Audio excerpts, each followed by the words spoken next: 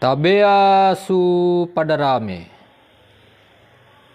Suatu sukacita bisa berjumpa lagi dalam renungan harian keluarga Tantiro Germita bersama saya Pendeta Anton Sulung. Sebelum kita membaca dan merenungkan firman Tuhan saat ini, mari kita bersama-sama memohon kekuatan dari Tuhan. Dalam doa, mari kita berdoa. Ya Tuhan, ya Allah kami, Allah pengasih penyayang, Tuhan yang memelihara hidup kami sampai saat ini. Kami bersyukur karena kami bisa berjumpa lagi dalam renungan harian keluarga Tantiro Germita. Dan sebelum kami bersama-sama membaca, mendengarkan dan merenungkan firman-Mu, biarlah Roh Kudus menerangi hati kami sekalian, mampukan kami untuk membaca, mendengar dan memahami firman-Mu. Dan hamba-Mu ya Tuhan, manusia yang penuh kelemahan, yang akan menyampaikan firman yang penuh kuasa ini, biar dalam kendali dan kuasa Roh Kudus, hati, pikiran, bibir, mulut hamba-Mu dalam kendali kuasa-Mu. Bersabdalah ya Tuhan, karena kami umat-Mu siap sedia mendengarkan firman-Mu. Dalam nama Tuhan Yesus Kristus, firman yang telah menjadi manusia, yang berkuasa dulu, kini, sepanjang segala masa, kami berdoa. Amin. Bapak Ibu saudara sekalian, mari kita bersama-sama membuka bagian firman Tuhan yang menjadi renungan kita sepanjang minggu ini. Dan kita masih pada bagian firman Tuhan, yaitu dalam Injil Lukas pasal 3 ayatnya yang ke-19 sampai ayat yang ke-20. Sekali lagi, Lukas pasalnya yang ketiga ayat yang ke-19 sampai ayatnya yang ke-20. Demikianlah sabda Tuhan. Akan tetapi setelah ia menegur raja wilayah Herodes karena peristiwa Herodias, istri saudaranya, dan karena segala kejahatan lain yang dilakukannya, raja itu menambah kejahatannya dengan memasukkan Yohanes ke dalam penjara.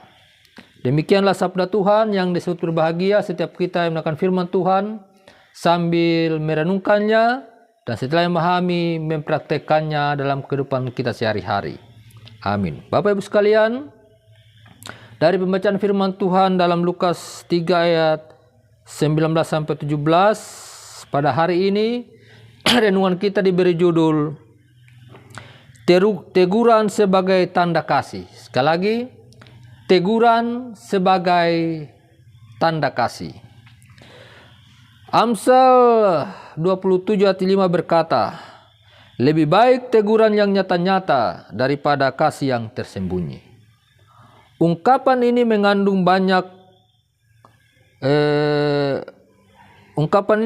makna bahwa orang yang benar-benar mengasihi kita pasti akan berani menegur kesalahan yang kita lakukan. Akan tetapi sangat disayangkan, terkadang takut untuk menegur atau mengingatkan orang lain karena melakukan kesalahan. Alasannya adalah takut jangan-jangan sampai orang tersebut jadi marah, tersinggung, balik menyerang, menyangkal, mencari pembelaan ataupun menyalahkan orang lain. Karena tidak semua orang mau menerima teguran dengan jiwa yang besar, sebaliknya ada orang yang merespon secara berlebihan ketika ditegur, padahal teguran itu diberi sebagai tanda kasih agar orang tersebut dapat menyadari kesalahannya dan memperbaiki diri menjadi lebih baik lagi. Bapak Ibu, saudara-saudaraku yang kasih Yesus Kristus, Herodes dalam alur kisah ini menjadi contoh seorang yang tidak suka dan tidak ingin menerima teguran.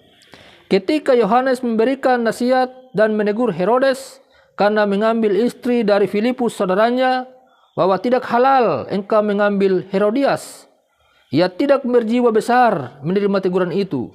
Ia marah dan memenjarakan Yohanes.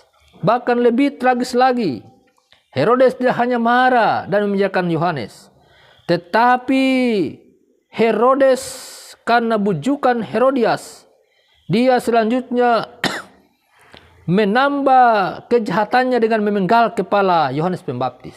Bapak Ibu, saudara-saudaraku yang kasih Kristus, Dari kisah ini kita belajar bahwa menjadi orang Kristen seharusnya kita siap untuk menerima teguran. Seorang anak siap ditegur oleh orang tua, bawahan siap ditegur oleh atasan, murid siap ditegur oleh sang guru, jemaat ditegur oleh pelayan khusus, pelayan khusus ditegur oleh jemaat dan sesama pelayan khusus. Bahkan teguran pun langsung datang dari Tuhan kepada kita. Oleh karena itu, kita harus siap dan mau menerima ketika kita ditegur, dinasihati. Orang yang mau menerima teguran menunjukkan bahwa ia adalah orang yang mau membaharui diri menjadi lebih baik. Sebab dengan teguran kita diingatkan untuk kembali ke jalan yang benar. Karena kekurangan kita sebagai manusia salah satunya adalah suka lupa. Di antaranya lupa bahwa ia sudah salah melangkah dan tidak lagi berjalan dalam kebenaran. Sehingga ia butuh teguran, nasihat. Bahkan kita pun harus berani mengambil resiko, menegur sesama kita yang melakukan apa yang tidak berkenan kepada Tuhan. Bukan sebaliknya, ketika ada yang melakukan kesalahan atau dosa, kita membiarkan orang itu terus berada dalam jalan yang salah. Atau bersama-sama bodoh dan takut untuk menyampaikan teguran karena tidak ingin dimusuhi ataupun dibenci oleh orang lain. Melalui firman Tuhan ini, kita dipanggil untuk mari kita saling menegur, menasihati satu terhadap yang lain sebagai wujud kasih kita. Sekali lagi, saling menegur, saling menasihati, bukan karena kebencian, tapi karena kasih kita kepada sesama. Amin. Mari kita berdoa. Ya Tuhan, ya Allah kami bersyukur karena firman-Mu luar biasa mengajar kami untuk saling menguatkan, saling menegur, saling menasihati sebagai tanda cinta kasih, bukan karena kebencian. Karena itu ajarlah kami untuk saling mengasihi dengan saling menegur, saling mengingatkan, dan saling menguatkan agar kami terus berjalan dalam koridor kasih-Mu. Terima kasih Bapa di sorga. Kuatkan kami lewat firman-Mu ini dan biarlah jemaat Tuhan terus berjalan pada jalan kebenaran-Mu. Terlebih saat ini di masa-masa jemaat Tuhan memasuki waktu evaluasi, waktu sidang tahunan sidi untuk mengevaluasi dan juga menetapkan langkah ke depan dalam pelayanan bersama. Biarlah Roh Kudus menolong kami sekalian. Terima kasih Bapa di sorga. Ini pinta doa kami dalam nama Yesus kami berdoa. Amin. Bapak Ibu, saudara-saudara kasih dalam Yesus Kristus, sampai di sini perjumpaan kita dalam renungan harian keluarga Tantiro Germita. Semoga kita akan berjumpa lagi di waktu dan kesempatan yang sama. Mabu mangaramata tabea supadarame pariama.